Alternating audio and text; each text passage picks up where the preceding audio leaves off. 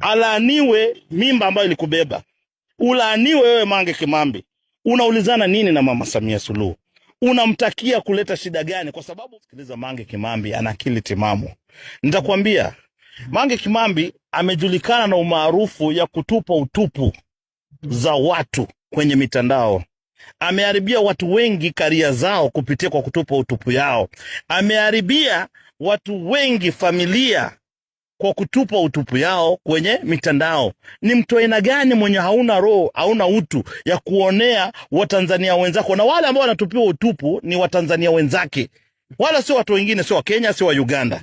Sasa leo Mange Kimambi amuka asubuhi aseme kwamba anapenda sana Watanzania kiasi kwamba hadi anaweza wapigania kwa haki yao, ila hali ya kwamba yeye ndio amekuwa akichangia pakubwa sana kwa kuharibia karia, kuharibia familia ya watu. Tunataka kuambia Mange Kimambi, sisi biashara yetu Tanzania, tunaipenda Tanzania kwa sababu